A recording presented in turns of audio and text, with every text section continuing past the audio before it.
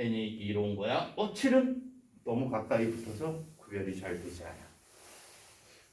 어느 껍질에서 어느 껍질로 이동했는지 정확하게 찾을 수 있다고. 그런데 저건 왜 간격이 저렇게 줄어들어요? 우리 아까 계산한 거 있지? 이랬던 폭이 다음 건 급격하게 줄어들어. 여기서 여기까지 왔어. 늘어난 양은 요만큼이야. 그런데 다시 n이 2인데 n이 2인데 n이 3이었어. 근데 n이 4는 이렇게 간격이 요만큼밖에 안 늘어났는데 그 다음에 더 급격하게 줄어들지. 제곱분의 1로 늘어난 양은 요거밖에 안 된다. 더 급격하게 감소하는 거야.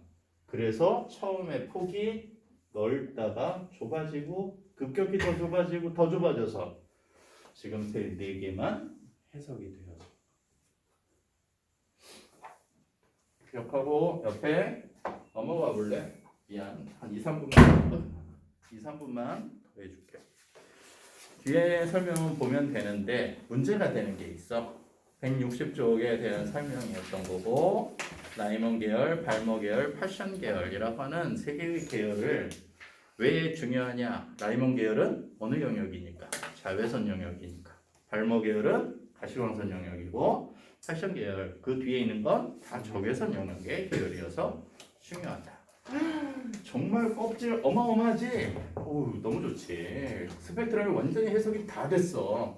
그런데 하이젠베르그라고 하는 오른쪽에 있는 사람이 나와서 생뚱맞은 얘기를 해. 불확정성의 원리야.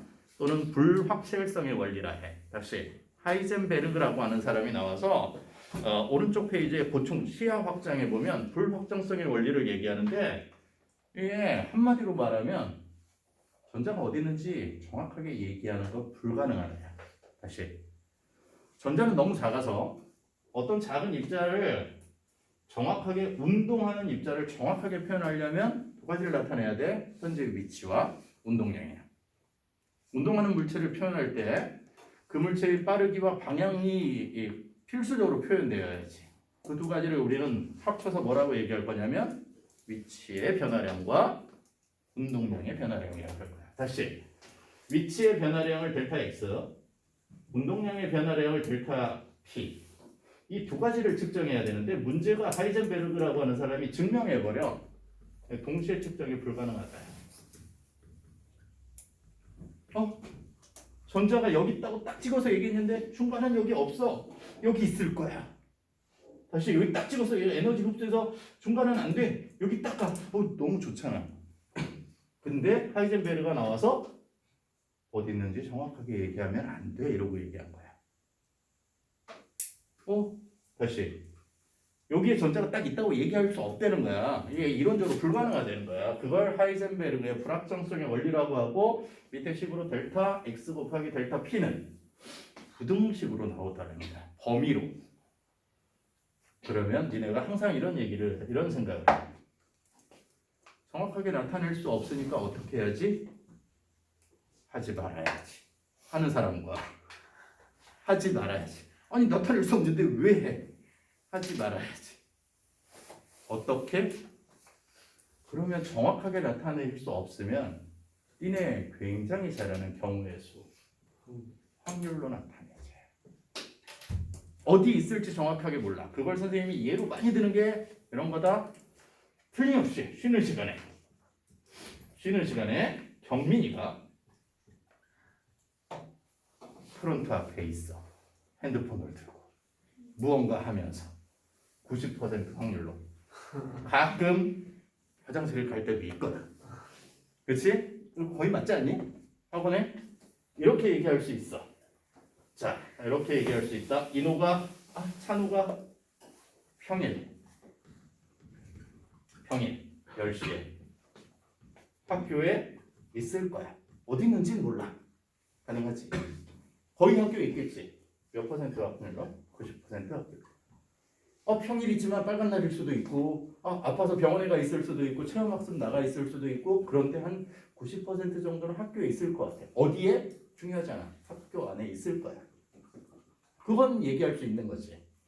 마찬가지로 그래서 슈레딩거라고 하는 사람이 얘를 방정식, 파동 방정식이라고 할까요? 확률로 표현해보자. 전자들이 다시 전자가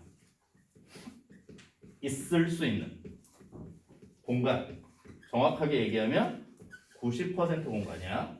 90% 공간을 계산해. 파동 방정식이라고 하는 걸 통해서 니네가 직접 계산할 일이 절대 없는. 왜? 선생님이 대학교 3학년 때 화학과에서 배운 거니까. 니네가 중고등학교에서 고등학교 걸 하면서 저걸 계산할 필요는 없잖아. 그 대신 계산해 놓은 게 어떤 의미인지를 사용할 수는 있지. 그렇지? 있을 수 있는 공간을 나타내자. 그걸 뭐라 하자? 오비타자. 그래서 전자 하나 있는 수소를 찾아봤더니 처음에 제 X축, Y축이 있으면 이런 확률 분포가 생기더라고. 구형으로, 사방으로. 처음에 원자핵의 중심은 없겠지. 잘라보면. 그런데 멀어지면 또 나타날 확률이 90%까지만 전자들이 지나갈 흔적, 이 사이에 안에서 놀고 있어. 어느 지점은 조금 더 많이 있을 거고 어느 지점은 좀 작게 있을 거고 그 확률 분포가 축을 경계로 해서 입체 도형으로 얘기해, 평면 도형으로 얘기하면 어느 공간에 밀집되어서 90%쫙 잘라서 돌아가면서 공간상에 존재하더라. 그걸 이렇게 색칠해서 나타낸 거, 얘를 오비탈이라 해.